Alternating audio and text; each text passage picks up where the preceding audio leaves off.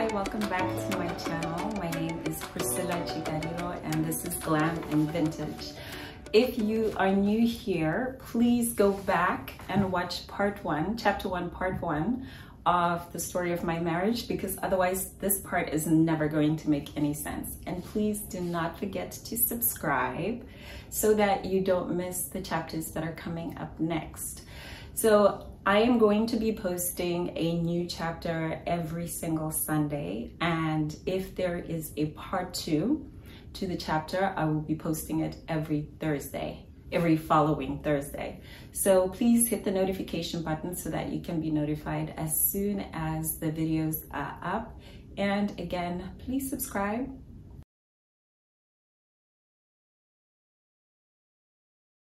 Before we get into that, I wanted to start by addressing just at least one of the observations or comments that I received after my first video.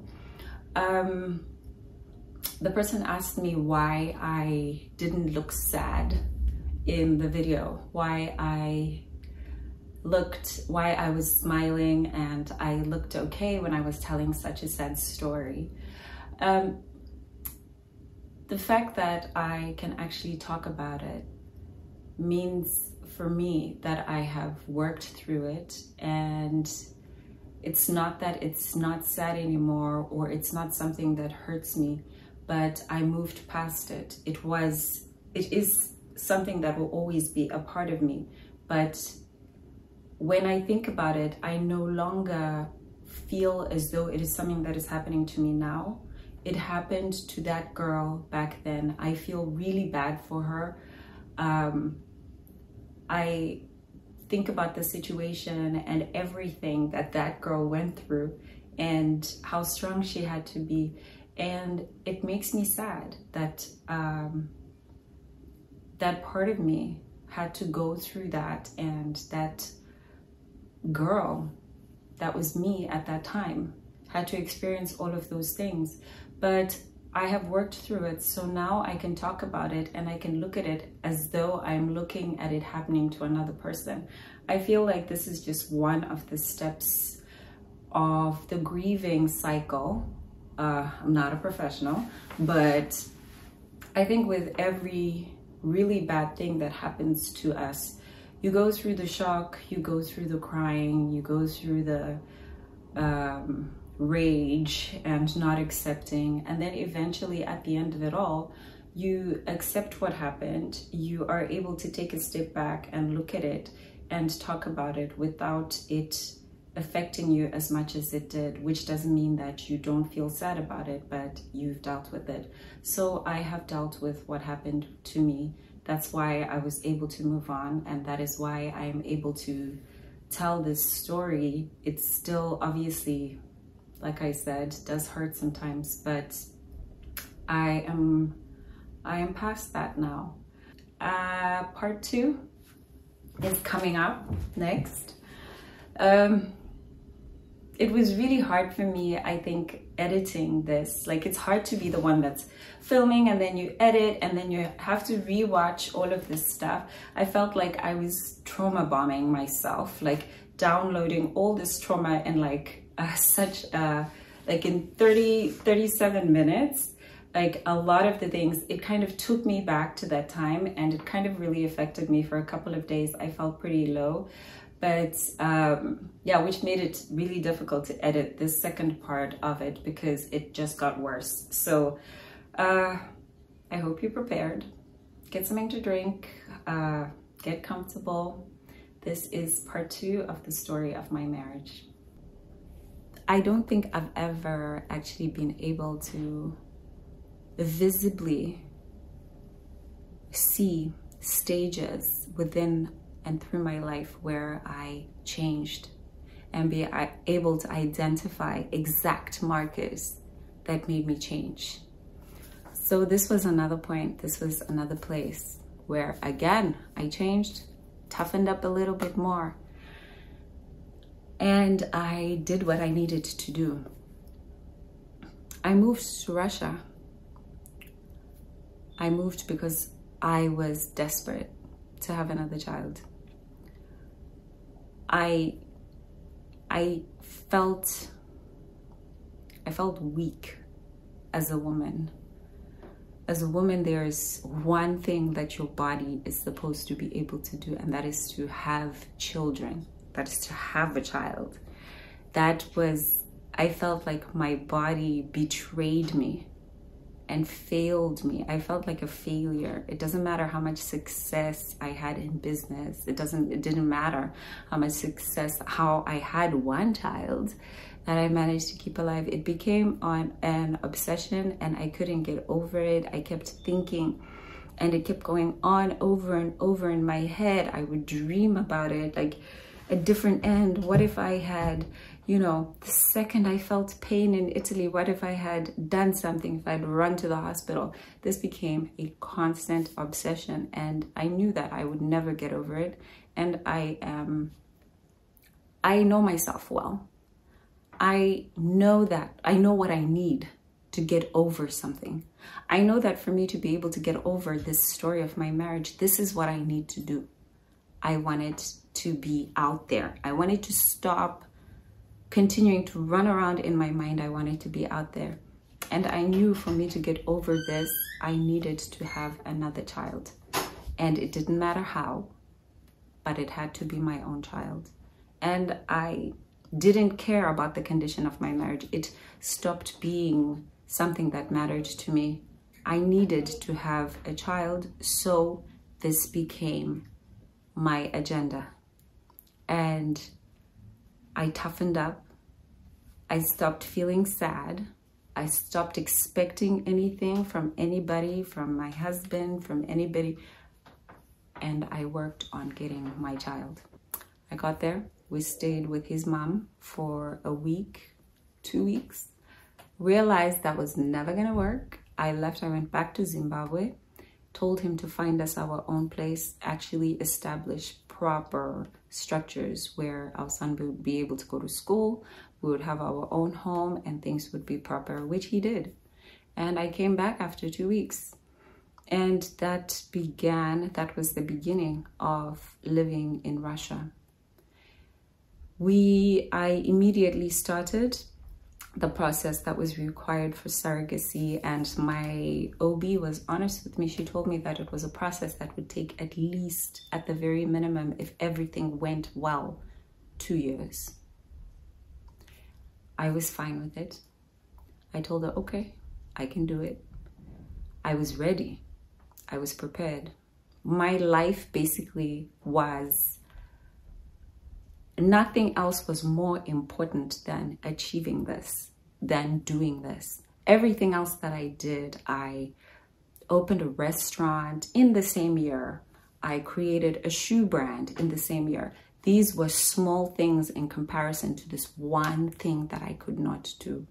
It overshadowed, it was like this great big cloud, this thing that I could not get over, that had to happen, or else I wouldn't be able to continue to live. And to get the context, I've been pregnant 6 times in my life, and only one child has survived. It takes a toll on you mentally every single time you lose a child, every single time you think about it, and it is constant until you have another one who can kind of make you forget about the others. So my obsession continued. I did IVF. I ignored what was happening. There were new discoveries that happened that year, 2016. I didn't do Fashion Week that year.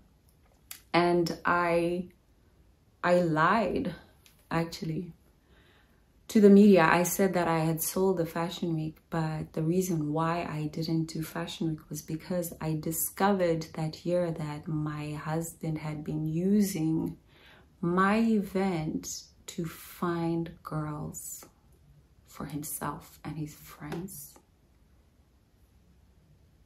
I had always thought that the substance abuse issues were our biggest problem. And I'd never suspected that he could cheat or anything like that. It was like something that was new, that was revealed to me. So I discovered this, I was devastated. Even though, you know, I already didn't have as much of an investment in this marriage as I had had at the beginning.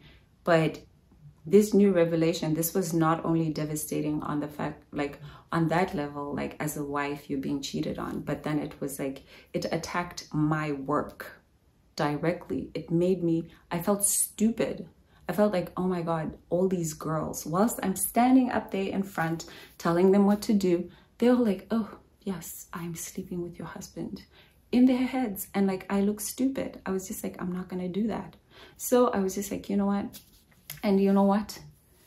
This is when this very strange part of him kind of developed. He actually helped me to write the press release to say that I had sold the Fashion Week, knowing full well why I was lying to say that I had sold the Fashion Week.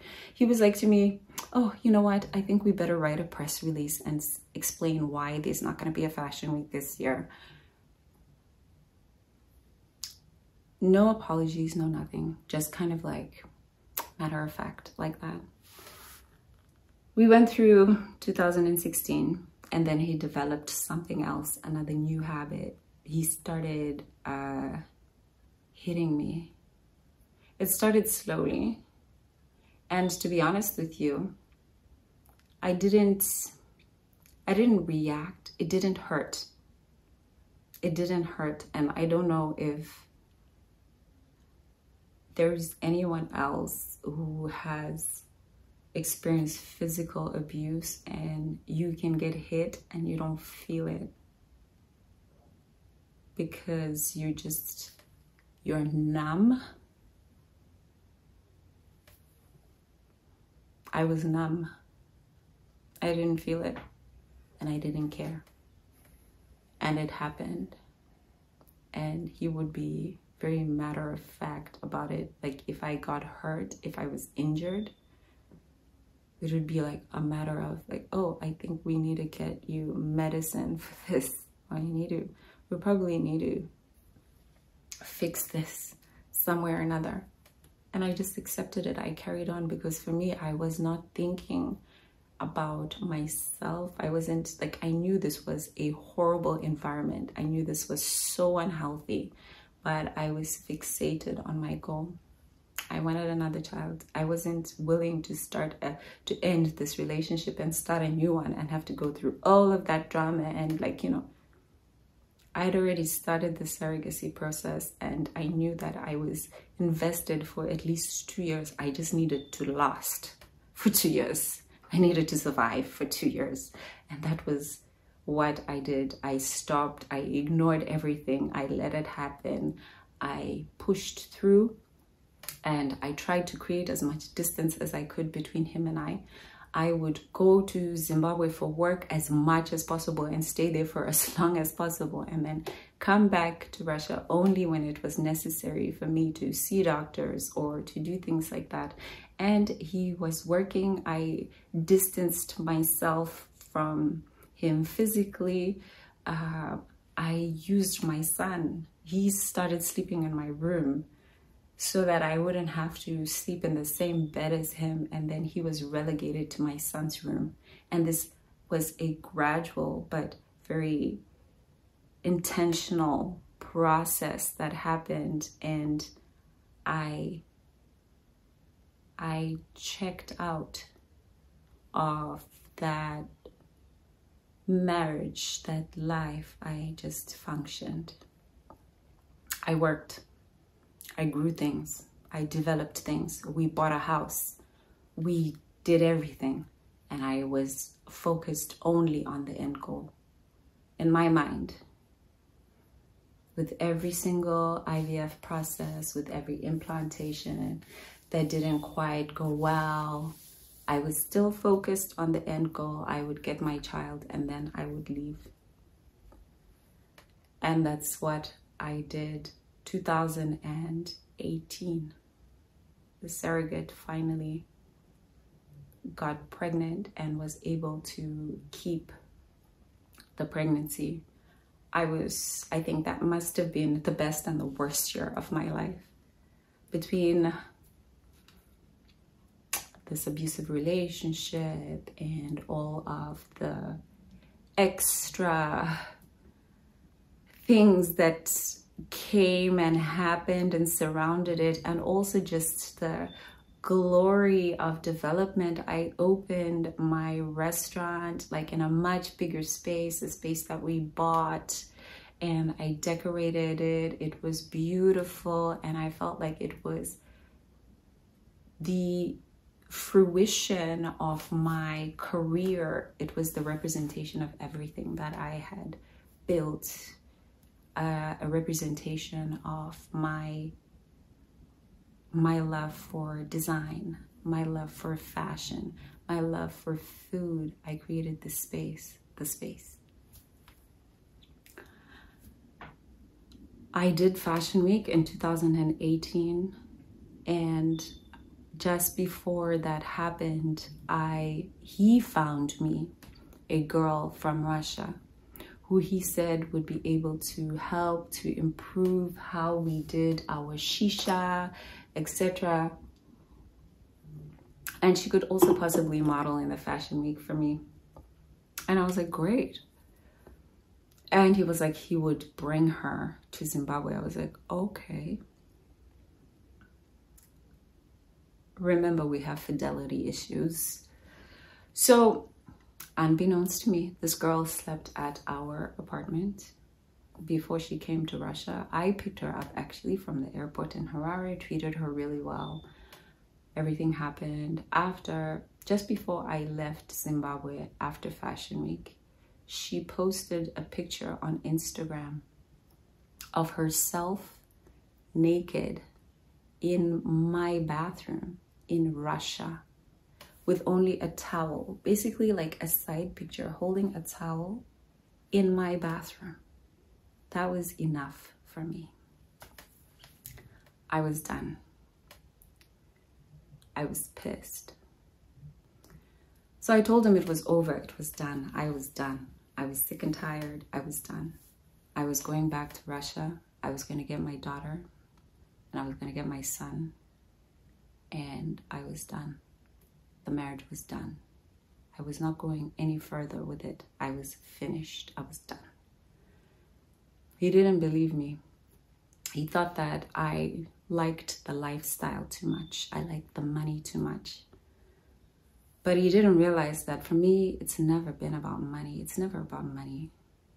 Money is like, money comes, money goes. Of course, I love luxury goods. Everybody does. Everyone loves to shop. Everyone likes the extra money. No one likes to worry about paying bills, you know. So it's not about money that way. I don't love money. I love what money can do for me. But this was never going to be something that would keep me in a relationship any longer when I already had what I actually primarily wanted, my children. I carried my car seat from Zimbabwe, got on the plane. I left Zimbabwe. And I went to Russia to wait for my daughter to be born.